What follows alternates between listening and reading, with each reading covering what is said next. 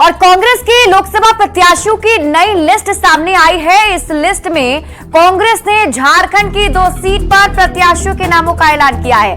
रांची से सुबोधकांत सहाय की बेटी यशस्विनी सहाय को टिकट दिया गया है, तो गोड्डा लोकसभा सीट से कांग्रेस ने अपना प्रत्याशी बदला है। यहां से दीपिका पांडे सिंह की जगह अब प्रदीप यादव निशिकांत दुबे से मुकाबला करेंगे। दरअसल रविवार को ही झारखंड में इंडी अलायंस की रैली थी और इस रैली में विपक्षी गठबंधन के ज्यादातर बड़े नेताओं ने हिस्सा लिया और इसके कुछ देर के बाद ही कांग्रेस ने झारखंड की 2 सीट पर प्रत्याशियों के नाम का ऐलान कर दिया है, जिसमें हमने आपको बताया रांची से सुबोधकांत सहाय की बेटी यशस्विनी सहाय जो है वो उम्मीदवार बनाई गई हैं, तो दूसरी तरफ प्रदीप यादव को गोड्डा से टिकट दिया गया है। प्रदीप यादव पिछली लोकसभा चुनाव में जेवीएम के टिकट से गोड्डा से चुनाव लड़े थे और बाद में जेवीएम का बीजेपी में विलय हो गया। तब प्रदीप यादव ने कांग्रेस का दामन थाम लिया था। उन्होंने अपने राजनीतिक जीवन की शुरुआत एक छात्र नेता के रूप में की थी और भारतीय जनता पार्टी के सदस्य थे। 2007 में उन्होंने भारतीय जनता पार्टी छोड़ दी और झारखंड विकास मोर्चा प्रजातांत्रिक में शामिल हो गए थे। प्रदीप यादव पोड़ैयाहाट से वर्तमान विधायक भी हैं। प्रदीप यादव 2 बार राज्य मंत्रिमंडल में मंत्री भी रह चुके हैं। वे तत्कालीन मुख्यमंत्री बाबूलाल मरांडी के अधीन ग्रामीण विकास मंत्री भी रह चुके थे। इससे पहले वे 13वीं लोकसभा में बीजेपी के सदस्य के रूप में गोड्डा सीट का प्रतिनिधित्व भी कर चुके हैं। तो साथ ही साथ हम आपको कैंडिडेट के बारे में बता रहे हैं जिन्हें कांग्रेस ने उम्मीदवार बनाया है गोड्डा लोकसभा सीट से। उनका नाम प्रदीप यादव है। आपको बता दें दीपिका पांडे सिंह को यहाँ से उम्मीदवार बनाया गया था, लेकिन विरोध के बाद कैंडिडेट बदल दिया गया है। अब आपको बताते हैं यशस्विनी सहाय के बारे में जिन्हें रांची से टिकट मिला है। तो कांग्रेस ने रांची सीट से यशस्विनी सहाय को उम्मीदवार बनाया है और उनका सीधा मुकाबला बीजेपी सांसद संजय सेठ से होगा। 14 लोकसभा सीटों वाले झारखंड में चौथे, 5वें, 6ठे और 7वें चरण में मतदान होने वाला है और रांची लोकसभा सीट का मुकाबला भी काफी दिलचस्प देखने को मिलेगा। सुबोधकांत सहाय की बेटी हैं यशस्विनी सहाय, जिन्हें उम्मीदवार रांची से बनाया गया है।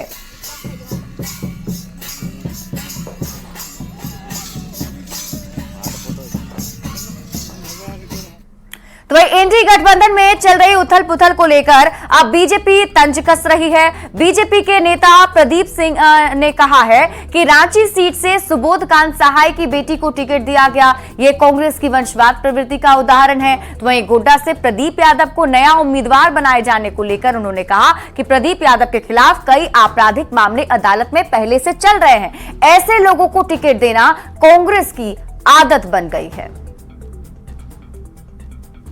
की स्थिति बनी हुई थी। एक तो रांची सीट को लेकर उनको उम्मीदवार नहीं मिल रहा था, मजबूरी में सुबोधकांत सहाय की बेटी के नाम को आगे करना पड़ा और यह साबित करता है कि कांग्रेस पार्टी वंशवाद की परंपरा को आगे बढ़ा रही है, क्योंकि प्रदीप यादव के खिलाफ गंभीर मामले हैं देवघर के न्यायालय में कि एक महिला के साथ उनका जो दुराचरण का मामला चल रहा है आज तक।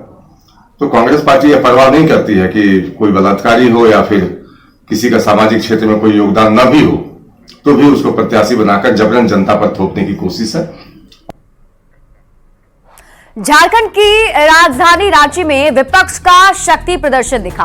उलगुलान न्याय महारैली में विपक्ष के कई बड़े नेता एक साथ एक मंच पर नजर आए। हालांकि तबियत खराब होने की वजह से राहुल गांधी रैली में शामिल नहीं हो पाए, लेकिन मंच पर दिल्ली के सीएम अरविंद केजरीवाल और झारखंड के पूर्व सीएम हेमंत सोरेन के लिए 2 कुर्सियों को खाली छोड़ा गया था। रैली के दौरान विपक्षी नेताओं के निशाने पर एनडीए की सरकार रही। क्या कुछ कहा गया, इस रिपोर्ट में देखिए।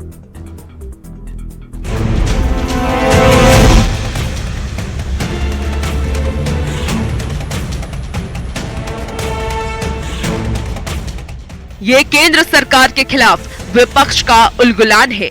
ये चुनाव से पहले एक मंच पर जुटे विपक्ष का शक्ति प्रदर्शन है। दूसरे चरण के मतदान से ठीक पहले रांची के प्रभात तारा मैदान में पूरा विपक्ष एकजुट दिखा। उलगुलान न्याय महारैली में झारखंड के मुख्यमंत्री चंपाई सोरेन, पूर्व सीएम हेमंत सोरेन की पत्नी कल्पना सोरेन, पंजाब के सीएम भगवंत मान, दिल्ली के सीएम अरविंद केजरीवाल की पत्नी सुनीता केजरीवाल, बिहार के पूर्व deputy CM Tejashwi Yadav, Samajwadi party अध्यक्ष अखिलेश यादव, आम आदमी पार्टी के राज्यसभा सांसद संजय सिंह, नेशनल कॉन्फ्रेंस के प्रमुख फारूक अब्दुल्ला समेत कई विपक्षी नेता शामिल हुए। हालांकि कांग्रेस नेता राहुल गांधी की अचानक तबीयत खराब होने की वजह से वो इस रैली में शामिल नहीं हो सके। तो वहीं रैली के दौरान कल्पना सोरेन और सुनीता केजरीवाल दूसरी बार एक मंच पर एक साथ दिखी। कार्यक्रम में विपक्ष के निशाने पर केंद्र की एनडीए सरकार रही। रैली में विपक्षी नेताओं की गिरफ्तारी का मुद्दा भी खूब गूंजा। मंच पर दिल्ली के सीएम अरविंद केजरीवाल और झारखंड के पूर्व सीएम हेमंत सोरेन के लिए 2 कुर्सियों को खाली रखा गया था। वहीं सुनीता केजरीवाल और कल्पना सोरेन ने केंद्र पर तानाशाही का आरोप लगाते हुए गिरफ्तारी पर सवाल उठाया। कल्पना ने जेल से भेजे गए हेमंत सोरेन का एक संदेश भी पढ़ा। मैं हेमंत सोरेन जी का पत्र लेकर के आई हूँ जो उन्होंने जेल से भेजा है। जैसे कि मैंने पहले भी बताया है कि केंद्र सरकार जिस तरह से नए नए कानून बना रही है, उन कानूनों में सबसे अधिक प्रभावित आदिवासी क्षेत्र और आदिवासी समुदाय को होने जा रहा है। प्रधानमंत्री मोदी जी ने दिल्ली के मुख्यमंत्री मेरे पति अरविंद केजरीवाल जी को जेल में डाल दिया। आपके भी चहेते मुख्यमंत्री हेमंत सोरेन जी को भी जेल में डाल दिया। फिर भी गुंडागर्दी से, छल से, कपट से उनको जेल में डाल दिया। महारैली में केंद्र के खिलाफ विपक्षी नेताओं में आक्रोश दिखा तो इंडी गठबंधन की चुनावी रणनीति का खाका भी नजर आया, जहां जनता को संबोधित करते हुए बिहार के पूर्व डिप्टी सीएम तेजस्वी यादव ने कहा है कि उन्हें उम्मीद है कि जनता केंद्र सरकार को उखाड़ फेंकेगी और ऐसी सरकार बनाएंगी जो जनता के लिए काम करेगी। हम लोग कोई मोदी जी की बात करने नहीं आए, मुद्दे की बात करने आए।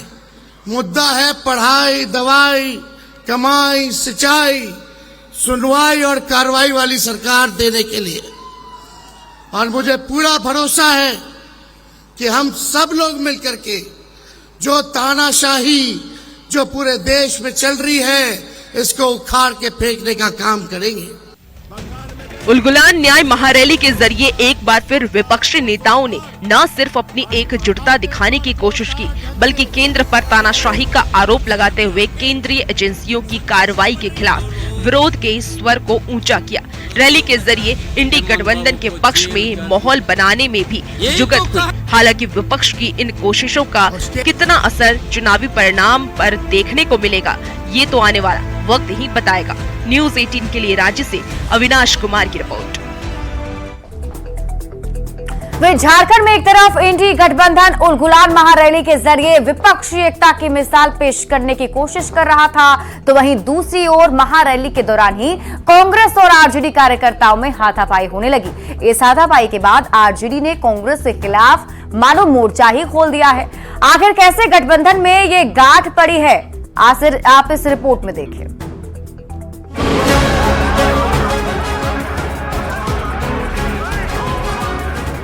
तीन जगह तीन तस्वीर, लेकिन विरोध की वजह सिर्फ एक तरफ रांची में विपक्ष उलगुलान कर रहा था, तो दूसरी तरफ उम्मीदवार को लेकर विपक्ष में संग्राम शुरू हो गया। वैसे तो झारखंड में इंडी गठबंधन के कई उम्मीदवारों के खिलाफ गठबंधन में ही नाराजगी देखने को मिल रही है, लेकिन रांची में तो कार्यकर्ताओं की नाराजगी ने हद ही पार कर दी। जहां उलगुलान न्याय महारैली के दौरान ही कांग्रेस और आरजेडी के कार्यकर्ता आपस में भिड़ गए और कहा सुनी कब हाथापाई में बदल गई ये पता नहीं चला। दोनों ही सहयोगी दलों के कार्यकर्ताओं ने एक दूसरे पर जमकर लाठियां भाजी और कुर्सियां चलाई। इस दौरान एक कार्यकर्ता को गंभीर चोटें भी आई। इस विरोध की वजह थी चतरा से कांग्रेस उम्मीदवार केएन त्रिपाठी, जिनके नाम के ऐलान के साथ ही विपक्षी गठबंधन में विरोध के स्वर उठने लगे। और रांची में हुए मारपीट के बाद आरजेडी का विरोध अब गुस्से में तब्दील हो गया है। रांची के आरजेडी कार्यालय में भी कांग्रेस उम्मीदवार के खिलाफ नारेबाजी की गई। और लोकल उम्मीदवार के लिए हम लोग वहाँ भी मंच के पास हम लोग नारा लगा रहे थे कि भाई लोकल उम्मीदवार चतरा में दें और केएन त्रिपाठी को वापस करें। इतने ही में 2-4 आदमी आए और हम लोग को मारना शुरू किया। कुछ ऐसा ही नजारा दिखा चतरा के आरजेडी दफ्तर में, जहां आरजेडी कार्यकर्ताओं ने के.एन. त्रिपाठी वापस जाओ और बाहरी प्रत्याशी नहीं चलेगा जैसा नारा लगाते हुए अपना विरोध दर्ज कराया। चतरा में कांग्रेस उम्मीदवार को लेकर इंडी गठबंधन में दो फाड़ के हालात बनते जा रहे हैं। आरजेडी से पहले मुस्लिम समुदाय ने भी के.एन. त्रिपाठी के बहिष्कार का ऐलान कर दिया था और इन सब के बीच बीजेपी इस मुद्दे को भुनाने में लगी है। चतरा से बीजेपी के उम्मीदवार कालीचरण सिंह ने कांग्रेस और इंडी गठबंधन पर तंज कसते हुए कहा है कि मारपीट और हंगामा उनकी पुरानी आदत है। इससे कम उम्मीद कहाँ रखा जाता है, वो तो उनकी प्रकृति है, तो करेंगे ही वो आपस में ना। कहाँ कह रहा हूँ मैं स्थानीय नहीं हूँ, अब वो आपस में लड़ रहे हैं, उससे क्या मेरा मतलब है। गठबंधन के सहयोगी दलों का कहना है कि चतरा में बीजेपी उम्मीदवार को हराने के लिए किसी लोकल नेता को चुनावी मैदान में उतारा जाना चाहिए, लेकिन गठबंधन में ऐसे हालात सिर्फ चतरा के लिए ही नहीं बल्कि कई सीटों पर अपने ही उम्मीदवारों के खिलाफ पार्टी कार्यकर्ता नाराज नजर आ रहे हैं। अब सवाल यह है कि अगर विपक्ष आपस में ही उलझता रह जाएगा तो 24 के रण में बाजी कैसे मार पाएगा। रांची से गौरव झा और अविनाश सिंह के साथ चतरा से सुशांत सोनी की रिपोर्ट।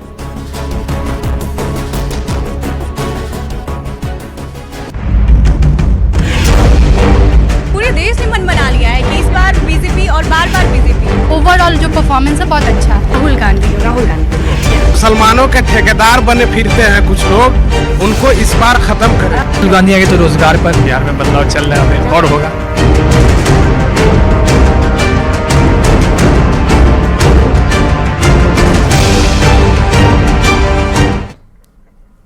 और इस बार चुनाव में कई ऐसे युवा मतदाता हैं जो पहली बार अपने मताधिकार का इस्तेमाल करेंगे और देश का प्रधानमंत्री चुनेंगे। युवा मतदाता क्या चाहते हैं, देश का प्रधानमंत्री कैसा होना चाहिए, युवाओं की क्या डिमांड है और युवा मतदाताओं की क्या उम्मीदें हैं, उनसे बातचीत की है न्यूज 18 संवाददाता विनीता मिश्रा ने। लोकसभा का चुनाव शुरू हो चुका है और इस चुनाव में मतदाताओं की उपस्थिति बहुत जरूरी है। खासकर अगर हम बात करें युवा वोटर्स की तो सभी की निगाहें युवा वोटर्स पर है, क्योंकि 66% युवा मतदाताओं की जो संख्या है वो है। पटना की अगर हम बात करें तो 49 लाख युवा मतदाता है। इस बार फर्स्ट टाइम वोटर्स जो हमारे साथ हैं, ये किसे वोट देंगे, युवा वोटर्स क्या चाहते हैं, देश का प्रधानमंत्री कैसा हो, इनकी क्या कुछ अपेक्षाएं हैं, क्या कुछ बदलाव चाहते हैं, हम इन्हीं से जानते हैं, क्योंकि इनका वोट बहुत जरूरी है। युवा मतदाताओं की संख्या बहुत अधिक है और देश का भविष्य निर्धारित करने में युवा वोटर्स महत्वपूर्ण माने जाते हैं। कुछ लड़कियां हैं, पहले हम इनसे जानते हैं कि आखिर देश का प्रधानमंत्री कैसा होना चाहिए। फर्स्ट टाइम वोट करेंगी, फर्स्ट टाइम वोटर। अभी फिलहाल जो हमारे कंट्री में रूल कर रहे हैं बीजेपी, इनका अगर देखा जाए पास्ट एक्सपीरियंस या अभी करंट का भी एक्सपीरियंस तो अच्छा रहा है, तो इनका ही अगर रूल रहे तो ठीक है। कोई बीजेपी की सरकार हो कि पीएम मोदी का चेहरा ही पीएम के रूप में आप देखना चाहती हैं? अगर प्राइम मिनिस्टर को कोई चेंज होता है तो उससे कोई प्रॉब्लम नहीं। हाँ, सरकार बीजेपी होनी चाहिए, क्योंकि इनका ओवरऑल जो परफॉर्मेंस है बहुत अच्छा है। क्या लगता है कि जैसे बिहार में विकास हो रहा है कि सिर्फ आप देश का एक वो ग्राफ देख रही हैं? अब बिहार का देखा जाए तो मतलब पास्ट एक्सपीरियंस के हिसाब से अभी फिलहाल तो अच्छा खासा हुआ है, चेंजेस हुए हैं। क्या चाहिए, देश का प्रधानमंत्री कौन हो, कैसा हो? राहुल गांधी हो। राहुल गांधी हो, यस। मतलब क्या लगता है, क्या मतलब क्या बदलाव चाहते हैं आप? वो पढ़े लिखे आएंगे तो एजुकेशन को बढ़ावा देंगे, ठीक है, और सारे सेक्टर्स में वो लोग जॉब की वैकेंसीज लाएंगे। मोदी जी क्यों? क्योंकि पिछले जो भी बदलाव है वो तो अच्छे ही है, उन्होंने उनके रहने तक तो वही अच्छे हैं अभी तक। मतलब मोदी जी का रिप्लेसमेंट कोई नजर नहीं आ रहा अभी? नहीं। बिहार में बदलाव होगा मोदी जी वापस आएंगे तो? हाँ होगा। हाँ। युवा और खास तौर से मुस्लिम कम्युनिटी को जिस तरीके से देश में एक नाम से डराया और धमकाया जाता है, हमको ये लगता है कि बिहार में मुसलमानों को लालू यादव से डरने की जरूरत है, ना कि प्रधानमंत्री नरेंद्र मोदी से डरने की जरूरत है। जिस तरीके से बिहार में कहते हैं MY समीकरण, लालू यादव MY समीकरण, टिकट बंटवारे में Y तो दिखता है, M दिखता ही नहीं है, तो फिर किस तरह का वफा है मुसलमानों के साथ लालू प्रसाद यादव का? अगर उनका इसी तरह का वफा है तो मुसलमान भी अपने आस्तीन के सांप को अच्छी तरह से पहचानता है। और जब अपने आस्तीन के सांप को मुसलमान इस बार पहचान लिया है, तो उसको भी किस तरह से खत्म करना है। मुसलमान युवा और मुसलमान कम्युनिटी का लोग इस बार बिहार में चेंजेस लाएंगे, और खास तौर से जिस तरीके से मुसलमानों के ठेकेदार बने फिरते हैं कुछ लोग, उनको इस बार खत्म करें। आप किसे वोट देंगे? क्या अपेक्षाएं हैं, क्या उम्मीदें हैं? मेरा वोट इंडिया गठबंधन। इंडिया गठबंधन जी। राहुल गांधी को आप पीएम के तौर पर देखना पीएम के तौर पर राहुल गांधी को। और बिहार में जैसे जो बीजेपी है, जैसे दो बार से उनको 40 में 39 सीट आई है, तो वही बोलना चाहते हैं जैसे बीजेपी बिहार पर, गुजरात पर ध्यान देते हैं, बट बिहार में नहीं देते, बट बिहार से सबसे ज्यादा। राहुल गांधी पीएम बनेंगे तो क्या कुछ बदलाव होगा? राहुल गांधी आएंगे तो रोजगार पर, बेरोजगारी पर होगा, फिर स्टूडेंट पर होगा, फिर आपको जो महंगाई है ये सब पर बदलाव होगा। तो वोट इंडिया गठबंधन, इंडियन गठबंधन को। और बिहार की स्थिति के हिसाब से अलग है। बिल्कुल। आपका क्या नाम है? सैयद मोहम्मद इनाम। किसे देंगे वोट? First time voters? जी, फर्स्ट टाइम वोटर है।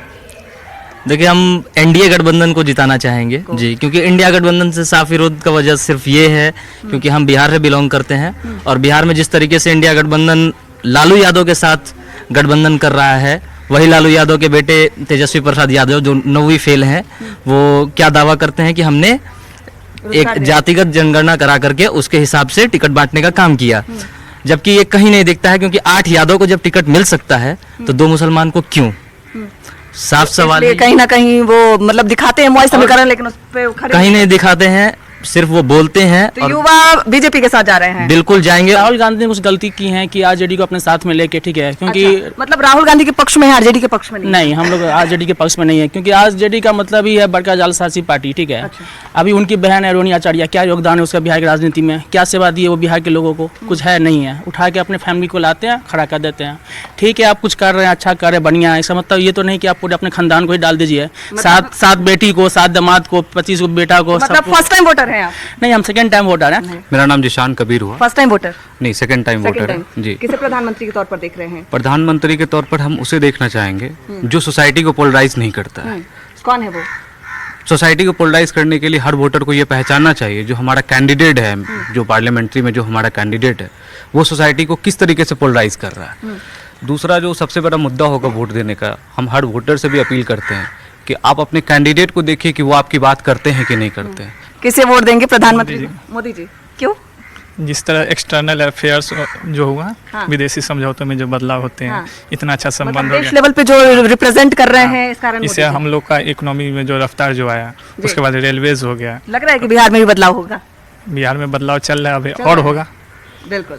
तो युवाओं की पसंद है मोदी जी, कई युवाओं की पसंद है राहुल गांधी। हालांकि जिस तरीके से इंडिया अलायंस बनी है, यानी आरजेडी और कांग्रेस मिलकर महागठबंधन के तहत जो उम्मीदवार उतारे हैं, कई युवाओं का कहना है कि ये गठबंधन सही नहीं है, राहुल गांधी को देश का प्रधानमंत्री होना चाहिए, लेकिन लालू प्रसाद यादव के साथ उन्हें गठबंधन नहीं करना चाहिए। हालांकि कई युवाओं का कहना है मोदी जी, मोदी जी, मोदी जी, मोदी जी एक बार फिर से युवाओं की पहली पसंद बनकर उभरेंगे। कैमरामैन राहुल के साथ विनीता मिश्रा, न्यूज 18 पटना। और यहाँ रुक रहे एक छोटे से ब्रेक के लिए, जल्द ही लौटते हैं वापस। पूरे देश ने मन बना लिया है कि इस बार बीजेपी और बार बीजेपी। ओवरऑल जो परफॉर्मेंस है बहुत अच्छा है। राहुल गांधी मुसलमानों के ठेकेदार बने फिरते हैं कुछ लोग, उनको इस बार खत्म करें। राहुल गांधी आगे तो रोजगार पर बिहार में बदलाव चल रहा है, और होगा।